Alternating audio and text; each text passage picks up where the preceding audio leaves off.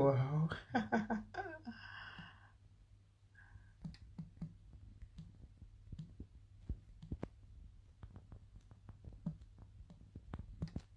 Good evening, good evening, good evening. Can you hear me now? Please let me know if you can hear me.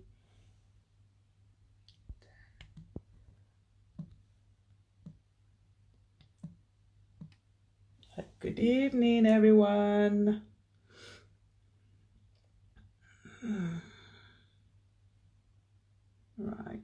Right.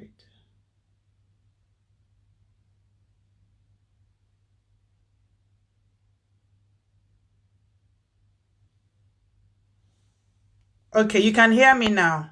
Okay, lovely. I'm going to bring Aunty A back in.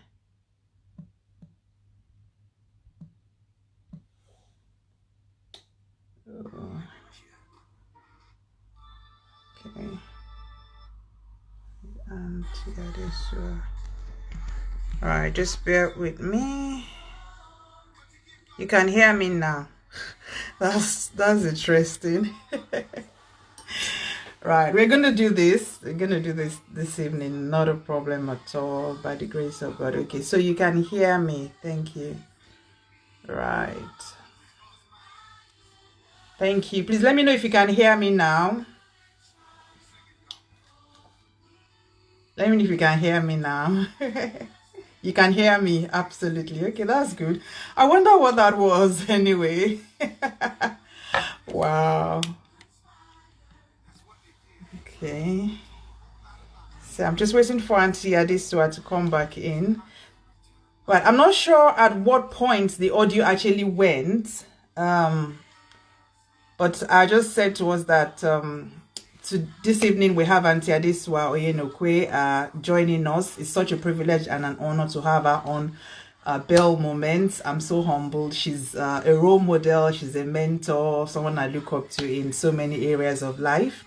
And she's going to be sharing with us some lessons she's learned along life's journey. And here at Belle Moment, our vision is to inspire the everyday woman to harness her inner and outer beauty, and of course the men around them as well, because we believe very strongly that God has created us and He has made us beautiful because He created us in His image. So there's beauty inside of us, there's beauty outside of us. All right, so I'm going to bring Aunty Adesuwa back in so we can just to talk about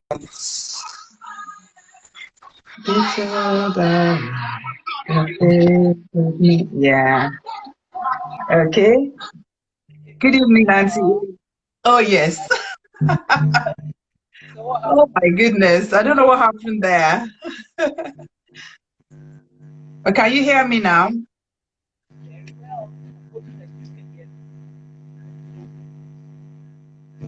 Can you hear me now, ma? I can hear you. Can you hear me? Okay, lovely. Thank you so much for joining us at Bell Moments this evening. It's such a great opportunity, and I just want to get cracking because they said when the elders are seated, the younger ones you just shut their mouth up. So we want to learn so much from you this evening, and we just want everything. We don't want to have measures. So we'll get cracking into it. I've introduced you earlier on, but I just also want you to briefly tell us about yourself. Yeah, so over to you, ma.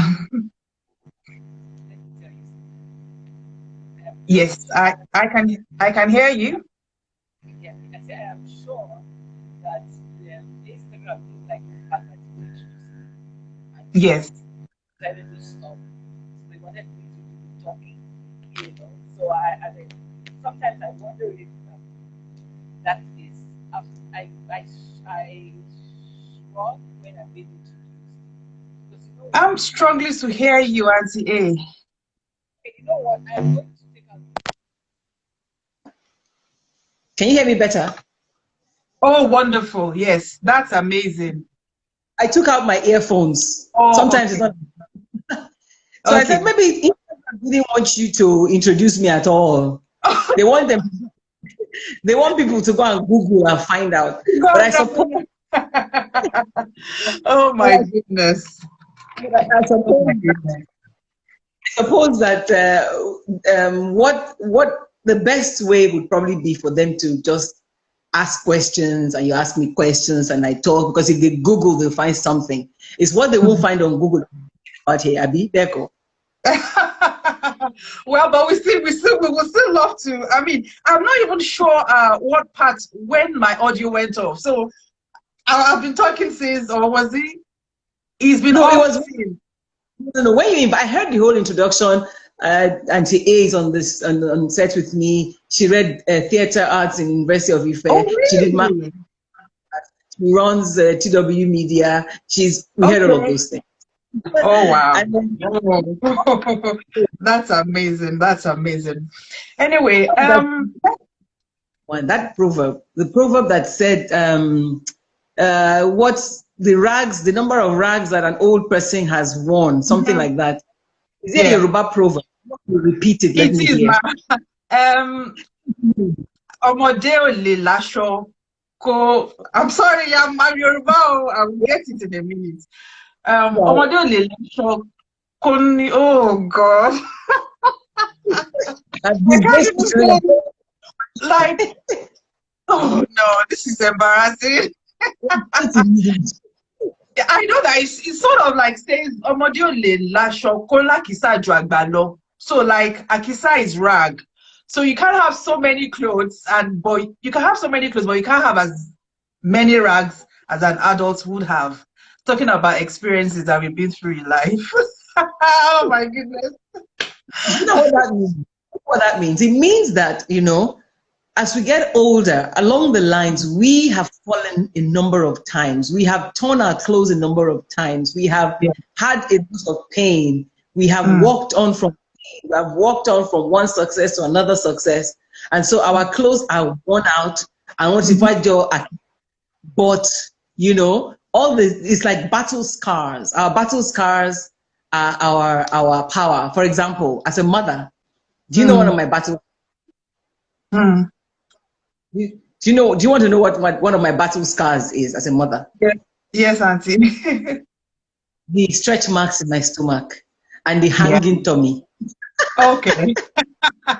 Don't we all? Don't we all? That's a battle scar. So, we'll go along the line. There are battle scars, I mean. So anyway, asked me to say a little bit about myself. I am someone who is mother to 7 children, and those 7 children, 6 were in the theater, 1 is not biological. I'm a wife to 1 man. and I was just this evening, you won't believe it. I mean, we've both been in school, and in school, learning to be coached. So we've been struggling to ensure that we cover our assignments. And one of the assignments is to be as simple as possible.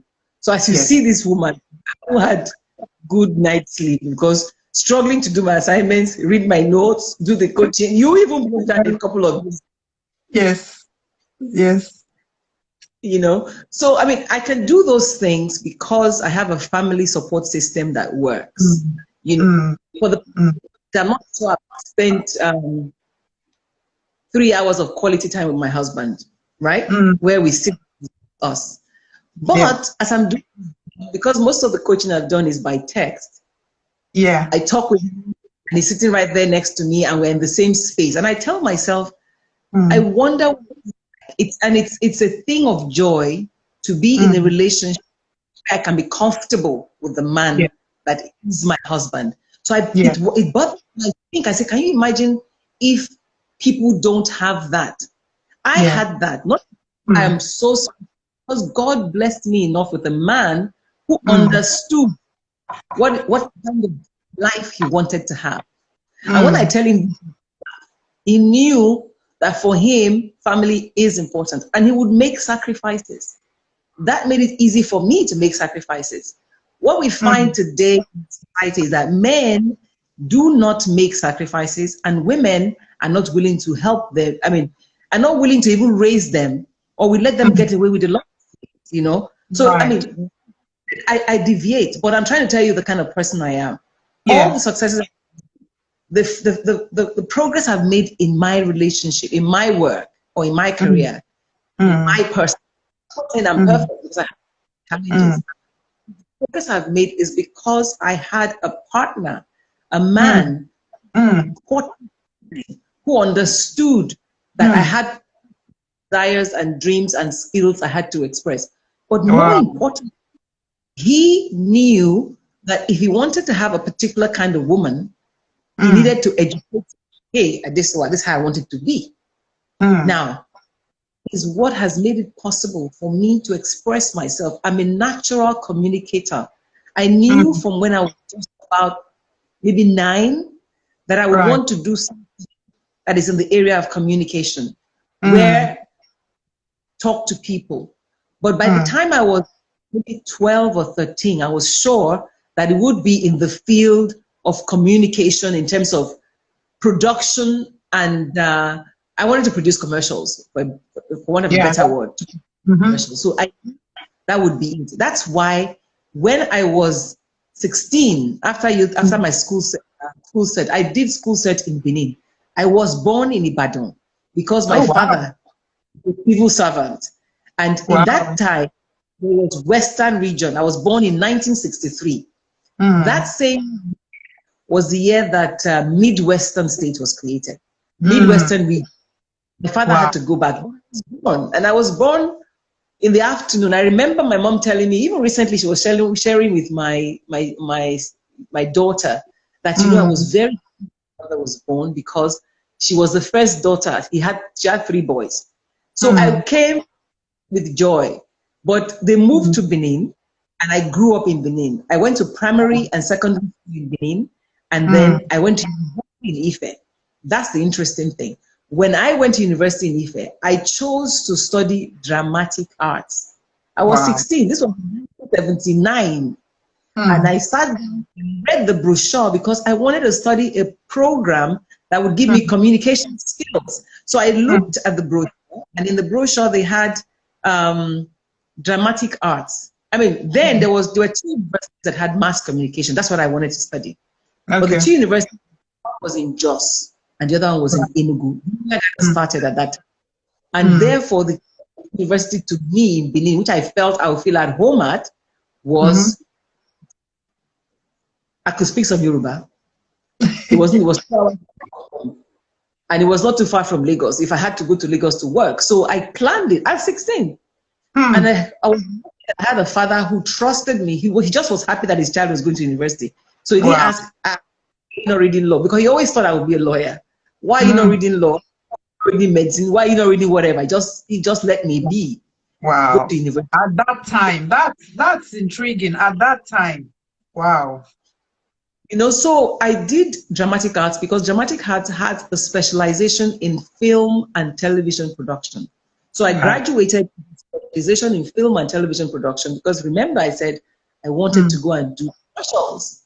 So I wanted to produce commercials to sell something, So eventually I said, okay, to solidify my program, I did language arts in University of Ibadan, back to where I was born. And thereafter, I went back to Benin to work. I did youth service in Sokoto. So I was born in the West. I did my youth service in Sokoto. That youth service was an interesting thing, My father was a good man by the fact that he was a permanent secretary in the civil service in my state at that time. Edo State. By that time it was Bendel State. So I was posted to Sokoto. And I told my father, I heard all kinds of stories about their flies there is hot. I told my father, I will not go for youth service. I used to use his connection to change it. My father said, if you like, don't go. Sit down at home. Wow. I was home 1 month. Wow. Eventually, I had to beg my father, okay, if you will not change it, at least give me notes to somebody that maybe in NTA, because the NTA in Benin, the man GM was his friend. I said, okay, tell him to give a note to the person in NTA Sokoto to give me a job so that I can go there. And eventually I found another friend who was posted there. So my dad, the only thing, give me a note and gave it to me to the GM in Sokoto. So I went there, and to tell you the truth, I did not come back home again until youth service was over, to tell you how much I enjoyed myself. Wow. That was my eye-opening to the fact that people are people. Until you know them, don't judge them. So I learned a little bit of Hausa, which today is a good skill when I'm shopping with, like here in Lagos where I live. When I'm shopping and it's an Hausa man that is selling the fruits, I will break into the new Hausa that I need, because to shop you had to learn to speak the language. So I say things like, now and then, la kabari naira hamsin or kabari naira goma. You know, I mean, how much is it? Please give me a 10 naira, or that kind of thing. They will just relax and they become your friends. So I learned that a lot about, yes, there are flies, yes, Sokoto is hot, but then I'm on the street looking for flies, and the heat was bad. I would use my umbrella, you know. Your attitude or your perspective that shapes how you see things. So I learned then that, you know, I could understand how powerful religion can be, how different we can be. There I always wearing Ankara, Abada, they call Atampa is what they call it.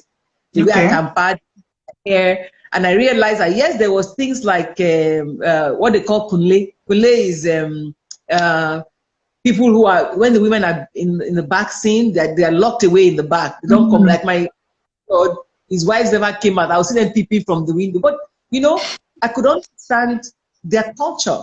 So it changed my perspective about what being a Nigerian is, you know. And so that has made, so that's the kind of person I became. Eventually, I met a man who was working, he was moving to Lagos to work. It turned out to be my husband. So I moved to Lagos. After youth service, I came back home, then after teaching for a year, I applied for a job. I didn't come to Lagos. So I wanted to work in Lagos, but I didn't come to Lagos because I knew I could survive in Lagos. Because a young 21, what kind of job can I find? Where would I stay? I said, okay, let me go and work at home first and stay in my father's house, save my money, find the kind of job I want, then go to Lagos. But then a job opening came up with the television station in my state. I applied, and so my life in television started. Then I met my husband. He saw me on television for the first time. I came looking for me. And then I said, I was transferred to Lagos. And then we got married and I moved to Lagos. So, and in Lagos, I moved from NTA Benin to NTA. And that's how my life in television, broadcasting, as a journalist, then a presenter, started. In 1988, I came to Lagos. Wow. That's amazing, because, I mean, you've actually been through every part of Nigeria, so to say, in quotes. You were born in Ibadan. I mean, incidentally, I was born in Ibadan as well. And then, you went to serve in Sokoto. So that's going to the north from the south, and then you lived in the east. So it's like you've gone around, you've been around, you know the culture of the three major cultures in Nigeria. You have an idea, and that will definitely give you an edge in your career, in, you know, having a rapport with people, being able to cut across, being able to understand, you know, what they are doing, why they are behaving like that in their particular tribe and stuff like that. And you know, they will be open to accept you, because they know that, oh, for instance, you speak to the Hausa man, oh, she's my person. The Igbo man, oh, she's my person. I mean, the other day when I was interviewing my dad and mom, I said they are both Yorubas, but my mom grew up in the east, my dad grew up in the north. So my dad speaks Hausa, my mom speaks Igbo. So it's like the whole of Nigeria, you know. And I think that's really intriguing. And one of the lessons that I picked up is that don't judge people until you know them, because you're not in their shoes. You don't know why they are doing what they are doing. And we are quick to criticize. We are quick to say, oh, this kind of people are always like this. That kind of people are always like this. Maybe because one person from that tribe did something you didn't like. But take time out to find out people, to get to know them, rather than just jumping into a conclusion and judging them. I think that's really interesting. Looks as if you've been a very determined person from a very young age. You looks as if, you know, you knew what you wanted to do and you went for it. And that's something we really salute and love about you. I mean, I was going to say you should tell us about your journey in the media industry, but you've already told us that and the lessons you learned as well. So I'll just ask Aunty A, what is the most challenging period of your journey and how did you navigate through it? Challenge, you can't say what is most, okay, what has been the most difficult thing for me to do is probably to have the number of kids I have. Wow. You know, okay. Yeah, number of kids I have. Because I mean, because I'm an open person generally, where, like I said, I don't judge people, but I have perceptions and expectations of people. Right? Okay. I know that people like to party. Outside people like power. Igbo people like money. General things. Yeah. Because a lot of them like that. But that like to party or that they like money or that they like power doesn't mean that there's no human being behind that person. So I just, until I experience you, then I will make my judgment. You know, the question is, so I don't have challenges in relationships in terms of I go with the benefit of the doubt. You know, you can I mean, I was even trying to talk about your career-wise now, along your career path. Was there any particular challenge that you faced, you know, a difficult time, you know, and all of that? And how did you navigate through that? The difficult times, maybe let me see, at the beginning of time, in terms of my life as a journalist, it was more or less on the job. I used to work with the National Television Authority, which is called N. And I used to travel around a lot, travel to many places. And at a point in time, there was a bit of a strain for family, where on the course of my job, and again, it's back to relationships, sadly, on the course of my job, I meet people, and people take advantage of the fact that they expect that TV girls, they are available, you know, so you find people come and try you anyhow, and you're forever off. And then again, they think that TV girls like money or they have money, right? So I had the early days of my life, I have to constantly tell people, no, I'm not interested in this. And then my husband means that even if I was out on the job, he needed to trust that I would not compromise my virtue, better word, you know, I would compromise my values and say, so I would not be unloyal or disloyal or unfaithful.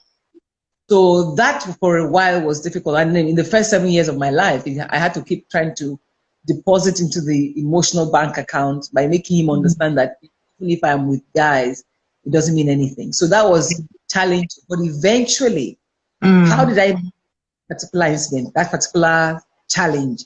The issue, for example, when I would come back and tell my husband, oh, we went to this place, I had a boss who were very close. We went to this place and I'll call the guy's name, we went to that, we'll call the guy's name. And I thought coming home to tell him all of these things was saying that there was nothing wrong with it. And then he would tell me, I don't even want to hear it. Like, telling me you've gone here, I don't want to be hearing this name again. And I would insist, I said, because he trust me. I would insist. It up again and says, you have to trust me. No, women empowerment, you have to trust me. That's the way I feel. And then one day he sat down and said, you know, listen, which is more important to you? Is it me that I should trust you or just this marriage? And that was like a wake-up call. I said, yes, that's it. If it is true that it doesn't mean anything to me, then why am I struggling to make him believe it? It's not, he will never believe it from the next year. So I would just stop talking about it. So for me, I realized it taught me a lesson that sometimes it's good. Is good for you to measure when you have a disagreement over something, whatever, somebody else, is to measure. I use a very simple pidgin word to describe it. Waiting. That is, if I don't have my way here, what do I lose? Right, really. Did you say waiting spoil? Waiting spoil. Okay. That's waiting spoil. That's what do I what do I have to lose? Okay. What's more important to me, right? So okay, I mean, I'd rather have this guy, you know, even though he's crazy and doesn't trust me, I'd rather have him now and then build the trust with time. You know what I mean? Yes. Because everything else is okay. So that was one challenge. And the second challenge was also related to the extent that in course of doing my job, I was a reporter and I would come home very late. I was a reporter and facilities weren't always there. I would come home late. Then one day I came back and my son was running up and down the steps at 9 o'clock with his uniform. Again, what was more important? Is it this job or ensuring that God has given to me, you know? So I had a reset again in my mind. Say, you know what? I like this job, right? But I don't have to do it like this, right? Because doing it like this, God is giving me this problem. So why don't I just find a way to do this job in my own? And so my business, I left, first of all. I just first left. I was thinking, what will I do? And then that's why if you have a supporting partner, it's very key. My husband said, but you just wanted to have your own magazine. That was in 1998. Wow. Why don't you sit down and start a newsletter? So we started newsletter. Let me start newsletter. We started together because the management consultant I told you. Wrote down what do you need, what do you do. We planned everything. While I was planning, one day I was driving home. I can't remember when I want to pick the kids from school, and then I saw one magazine on the street. The name of the magazine was Flair. That was the same name I was going to use for my magazine. I said, I got home. They're on the streets already. What am I going to do? But what encouraged them? And he said, okay, but you on TV. I said, I don't know, I don't have money. He said, why don't you go back to your company that you left? Right? Go back to it would give you time. Because at that time, I was presenting with Aunty A once in a while. Right? So we went back. So that challenge again, with the support of my spouse, I came up with another and said, okay, I will start to do my own, instead of magazine, I will do my show as a magazine show on television. Today's with Adesuwa started. Wow. You know? Wow. And that's what I'm saying still today. Wow. Wow. I think that's really interesting, because what actually led you to starting Today's Woman was you were in a dark place. You were in a low place. You were in a place where you felt, okay, I'm at a crossroad. What do I do? How do I navigate through this? But then there's one thing you kept mentioning is a supportive partner. And because that is, you know, he was able to support you to know what actually is in your mind, your dreams, your visions and everything. And I think that's really, really intriguing. So, I mean, one lesson I want to pull out of that is when we find ourselves at a crossroad, where we find ourselves in a place where we feel there is no going back. What am I going to do? Probably you actually said you quit, because I was going to ask, was there a time you ever wanted to quit, and how did you pull through? You actually did it. You stopped what you were doing and you felt, okay, I don't know what's going to become of my dreams and vision. But then in that time, you were able to get inspiration, you know, to actually start Today's Woman. And I think that's really something that we should hold on to. That, I mean, I know you're a person of faith, and I mean, I was going to ask that how you balance your faith with the expectations in your industry, because the inspiration definitely comes from God, and probably God has been trying to tell you about Today's Woman all the time. You are in NCA, but you know, probably you are just too busy to hear, and that had to happen. So, I mean, it doesn't matter what you're going through right now. You might be in a dark place, you might be struggling, and particularly because of the pandemic we've all found ourselves in, a lot of things have changed, and you are like, okay, I don't have my job again, my business is not. So I think it's probably just time for you to listen to what God is saying. Might be the next big step for you, might be what he actually has, the big thing that is about to happen in your life. I mean, okay, so let me go to talking about balancing work life and family. You mentioned that you have 7 kids. And you look like this, Aunty Adesuwa. I need to come and learn the secret, like seriously. How did you do that? How have you been able to balance work life and family? You're a Christian, right? And anybody of faith would know that we are only as strong as what we believe in. Once you believe that something will happen to you, it will happen to you. Once you believe that you can, somehow you get it done. You know, I mean, I give a simple example of Peter, when the apostles were in the boat. and the boat had set out. They realized that Christ wasn't with them. They looked at and Christ was walking on water. And then Peter said, Peter said, it is me. Can I come to you? Say, yes, come. Peter gets up. As soon, because he didn't think, he just got on and walked. And he actually did walk. The minute he realized that he was walking, he shook. And it was his mind had gone somewhere else. So when it's matter, because we believe that having plenty children, or having possible, right? That it will be impossible for you. Because I didn't have those kids because I wanted to have them. I don't sit down and say I want 10 or I want 5. I think I was planning for 4. So it's not like I was looking for a boy or a girl. I was just planning for 4. I wanted a girl and 2 boys. And I got 1 girl, 2 boys. Then by the time I did 2 boys, I'm like, oh God, I've tried, you've given me everything I want. What can I do for you? That's the point I started to pray for another sister of mine who was looking for a child. And the Holy Spirit said, oh, why don't you just stop blocking life so that I can give life on this side? Wow. How it happened, I just decided to stop trying to stop.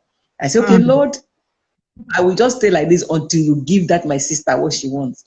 And what I said in my mouth is how powerful the word can be, is what happened. I kept having until this sister I was praying for had her own. And that was it. Wow. It didn't happen. Now, but you see, the trick is with 7, when you have, by the time my number 1, like I said, the first one is not my biological child. We had 1 child. My number 1 was when she was 10. Number 5 was a baby. So you can imagine, and I asked for a girl first. She can she can do the help each other. So there's kind of a balance. Yeah. Now, because remember I said I left. That time I was at number 4 when I left, because I thought I was difficult being at work, being at home. So I wanted to have time, flexi time, where I can decide. The pandemic has helped a lot of women. Now they are working from control of their time. Definitely. You can do what you exactly. Yes. Is that cool? Because even though your boss will say, do X, Y, Z, X, Y, Z, as soon as you resume at 8 and finish all your work at 9, you can't leave the office. Definitely. You have to sit. They will say this person is on. Yeah. But now, if your boss says do X, you are in your house. You can achieve that X, Y, Z in 1 hour. Definitely. You can achieve it as long as you deliver it to him, right? He's not time frame. Boss, how long do you want this? You can do it now and rest. So, flexibility is something I wanted to have. So I left to have flexibility, to be able to manage my time better. What does that mean?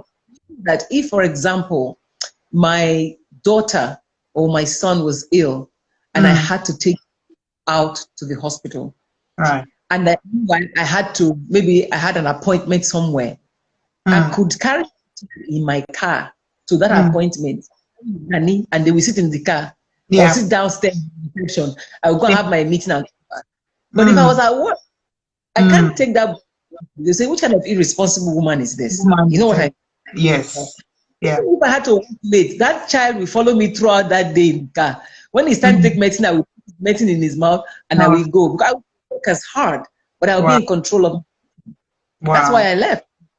It was easy to manage like that because I had more control of my time. Control of it. I'm praying that women either work environments are more attuned to letting women have more flexi time. Women who want to have children or who have families. Women may never really want that, but women who want to have that home and be there for their children. Because what you find now is that many women would not want to have babies because having babies is like punishment. In fact, having a family. I was going to ask you, the question I was going to ask you is, what will you say to young ladies these days? Because, sometimes I'm talking to my friend and I'm like, oh, are you just going to have 2 kids? And they're like, oh, I only have 2 kids. That's okay. I said, why? He said, oh, in this Nigeria, no, that's one self, that's 2. So I'm like, what's wrong? Because I love kids. I absolutely love kids. I want kids running around my whole house, So I'm like, why? Because it seems as if it's either this or that. But you've got it all, which is why it's so amazing and intriguing to be talking with you. What are you going to say to the young ladies that are growing up today? Some of them deep down really want to have kids around, but they also want to build their career. They also want to balance their family life. You know, because you've said that is our mind, is the beliefs. And I don't know, maybe we are reducing the population. Some people say we are too many in Nigeria anyway. But still, don't say we should increase and multiply. But by the time we are saying I'm going to have one, I'm going to have two, and I mean, our parents had 4, 5, 9, and all of that. So why not? Let me ask you a simple question, right? Is it every woman that meets her husband that has a child? No, no. Is it every woman that have plenty children, that can have children, that have plenty children? No. Every time that you sleep with a husband that you get pregnant? No. There's one person, that is one being who's in ultimate control. It's God. Now, do you know what your children will end up to be? True. You know what you desire for them. You know what you wish for them. You know what they could be, certain things. But do you know for a fact what they will be? Except, of course, that if they believe that Jesus is Lord, if they believe and confess Him as God, as a Christian, we are promised eternal life, right? Yeah. The only thing that we know, that if we have faith and we believe, we will have God. It's a function of belief. So if you say that I don't want, but Lord, your will be done, do you believe He will give you what you want? If He's one, He will give it to you now. That's right. He will give it because you are telling Him what you want is what I want.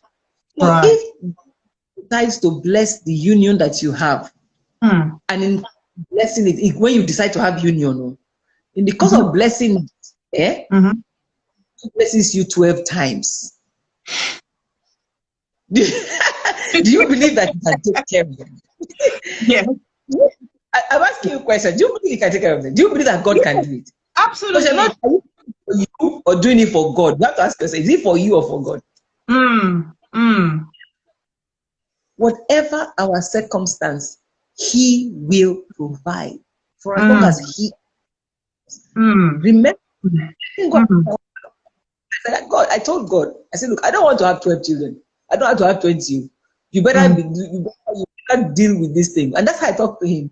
If I have a problem and school fees are getting, if I say, God, they're your children, none of my own, if you like. Exactly.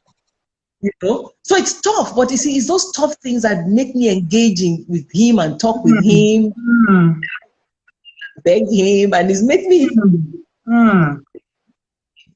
So I would ask them, what do you want? What does God want? What do you want? Do you want to do your will? Because there are people in the process of having, there are people who don't even have, there are people who will kill for what. True. There are people and you know, and you really do not. It does not mean you should go around and have kids that you can't take care of, but have kids you can take care of. If you know it, you will find a way.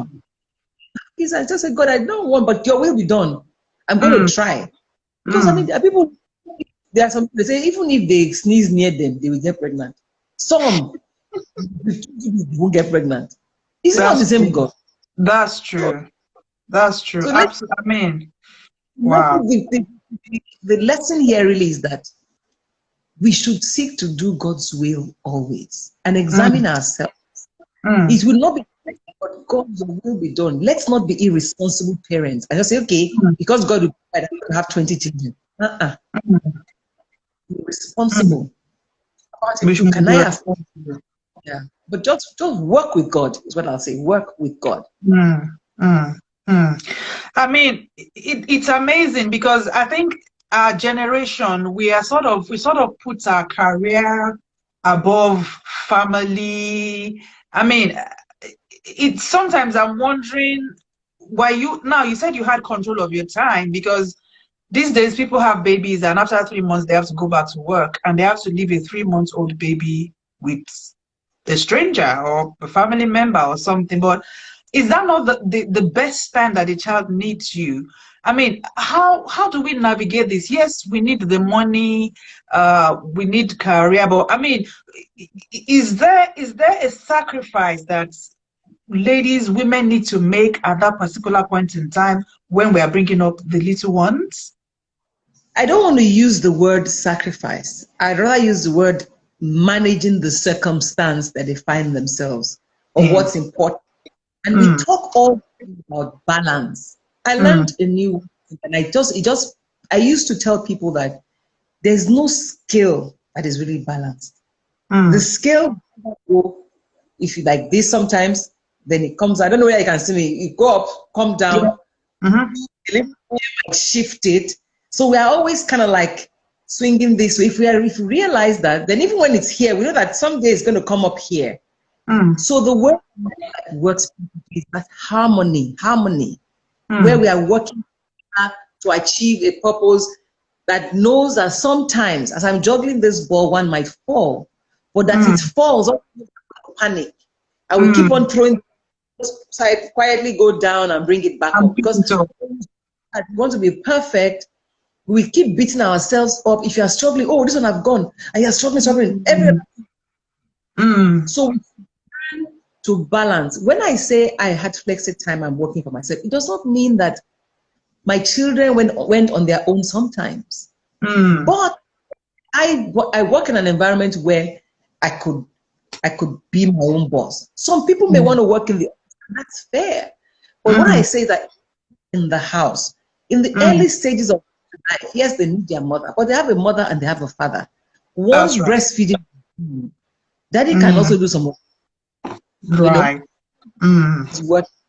And both doing very important work. And one person's salary, maybe their salary is at par. But if they're two working and the one that has the bigger pay, his job is more important at that point in time. If that pay is big, I will be close, assuming my husband is a teacher and me, I am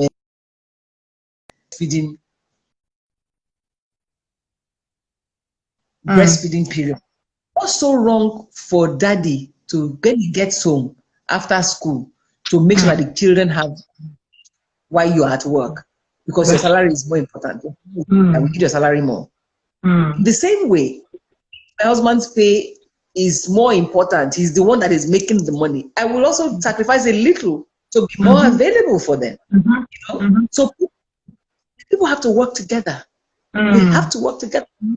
Even if I feel sometimes, I'm not going to kill myself. Assuming I couldn't make a PTA because I had this meeting, I won't die. I will at the next PTA, or I will make sure that I, get my daughter or my son to understand that this thing I want to do is so that I can get the money to pay your school fees. But tell me, and come and see you in school at this point in time or whatever, So we should always but we be super harmonized women if we know that sometimes we fail, but we get up and we start. But at every point, if at this point this ball is more important, I'll be more careful that this ball doesn't fall. If at this ball this one is more important, I'll make sure it doesn't fall. So I should try and keep balanced, Don't talk a lot. Wow. This is deep, I mean. And our time is going so fast. I mean, so we should understand as women that sometimes we fall, but we should get up and keep moving. Get up and keep moving. That's because that's really important. Sometimes we allow ourselves to just fall and stay down, and we find it so hard to get back up again. But it's important for us to fall, get up, and keep moving. I mean, I would just we have 6 minutes left, so I wanted to go on the lighter notes that maybe along your career or even in other parts of your life, what has been your most embarrassing moment so far? Jola, let me tell you something. If I tell you I don't remember, you will not believe me. One of the things I pray to God for is to have forgetful memory. I should forget so that I don't even, you know. So I'm sure I've been embarrassed a lot of times. Maybe by sounding the word wrong because I'm a broadcaster, or maybe by my clothes maybe got torn, or maybe you know, maybe I just said the wrong word to somebody. It happens. But what happens, like I told you, when I find I've made a mistake, if it's something that's very, most times if it's very embarrassing, I will laugh over it. I will laugh at myself. If you learn to laugh at yourself, you will know anything. Because who am I after all that can make it? Let's move on. Mistake? I can't remember anyone, but I know that. Laugh at yourself. I love that. I love that. Learn to laugh at yourself. Don't take yourself so seriously, because at the end of the day, we're all not perfect. So we approach your mistakes, make the mistake, laugh at yourself, learn from it, and move on. I think that's really, really intriguing. I mean, well, do you, Auntie A, do you have a fashion fetish? Is that something that you just like, really, I have to have? I'll tell you this. When I was 16, I remember very clearly telling myself that I am going to wear the same pair of jeans, this size, at 40. But believe, and that, just as I think back now, now I'm 57. Wow. And I'm maybe 2, 3 sizes, 4 sizes more than what I was before. You know, but that's probably what has moved me constantly to be very aware of my weight. And I'm always trying to say that I'm learning one thing for the other, what I can do. Don't eat well, don't eat much, exercise. So I've always taken health seriously because I want to be able to fit into those jeans. So if there's any fetish, to make sure that I can wear my jeans and still look like Segbe, that is my own. Wow, that's Auntie. You need to tell me the tea you are drinking. No, honestly, I need to know the tea you are drinking that is making you. It's okay. One thing that I always say is that you will be surprised at how much you can get by drinking lots of water. You can lose lots of water because then you eat less, then you flush out more, then your skin is better. You know, but just in a way, I splurge, Joe. I eat all the bad things, so but I know when to stop and start again. And I'm concerned about learn, find out, try, and it will work, and persist, because nothing good comes easy. Persist. That's right. That's right. Persistence is key. So, Auntie A, what are the 3 things you can't do without in your handbag? In my handbag, tissue paper. You know, you go to the toilet and looking for something to pee and find out there's nothing. Then you start looking for some pieces. A pen, a biro. Well, I'm always writing when something hits my head. But by third thing, Vaseline. You never Vaseline. Your lips. I know lip gloss, just Vaseline. And you may have a cut. Vaseline will help you. You want to clean out something, Vaseline. So petroleum jelly. Petroleum jelly. Wow. So tissue, pen, and Vaseline. Wow. That's interesting. And lastly, in the next 2 minutes, how do you unwind? What do you have for fun? What do you do for fun? My husband was challenging me recently that, what do you do for fun? I said, till tomorrow, I'm at my best when I have a bowl of popcorn in front of me and I'm watching a movie. These days that there's Netflix, I will sit down and engage in one long series. And I'm just throwing my mouth like that.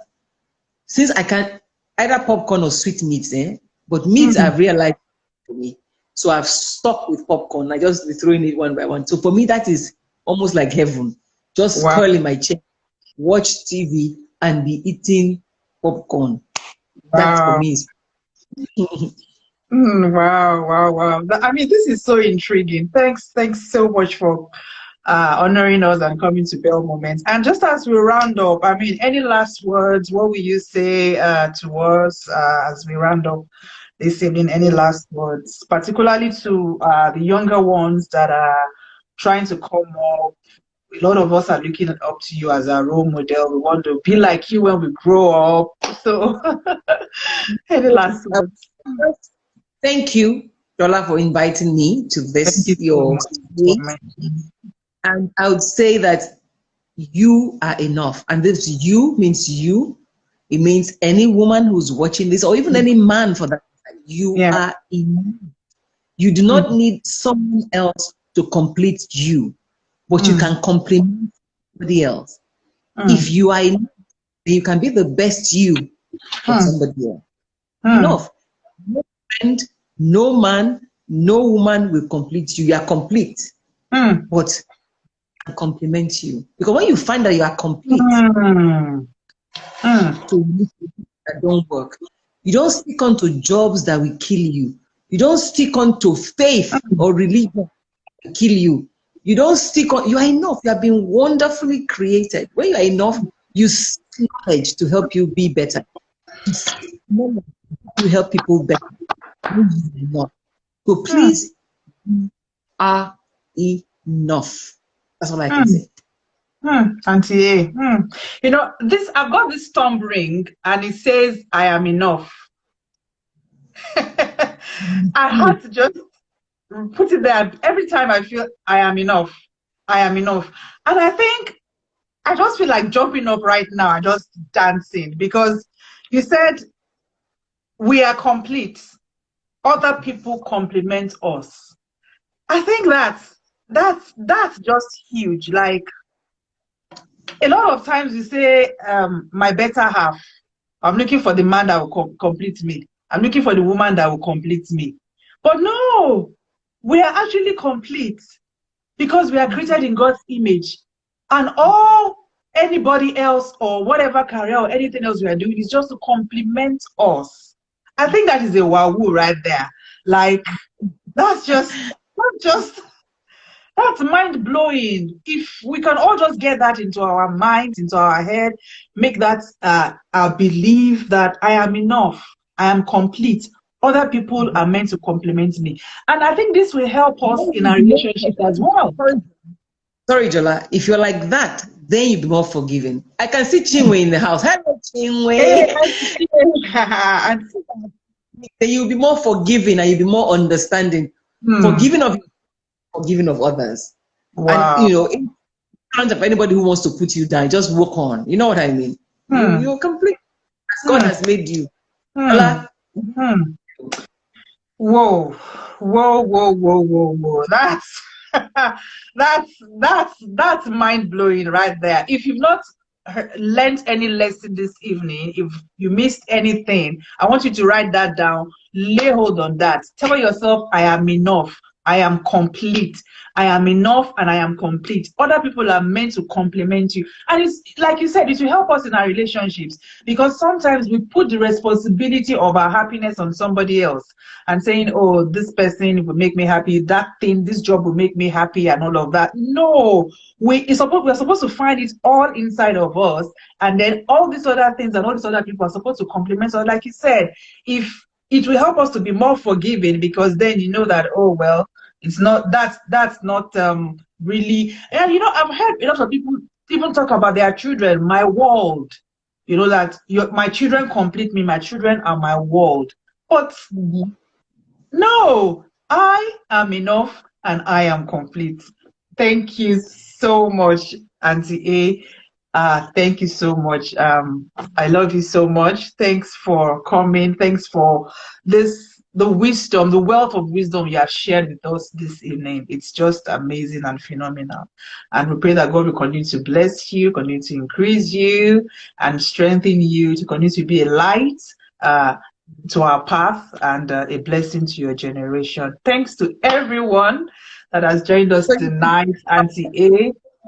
I can tell your people bye-bye. Can I go now so I can tell your people bye-bye? Yes, ma. Thank you so much. Thank you, Auntie. Okay, bye. All right. Thanks to everyone that has joined. Thanks so much for this evening. It's just been a phenomenal one. God bless you and have a wonderful night. If you didn't join us from the beginning, the video will be on my IGTV. You can just go in there and watch and any other one you missed as well from the previous weeks. God bless you. Have a lovely night. Bye.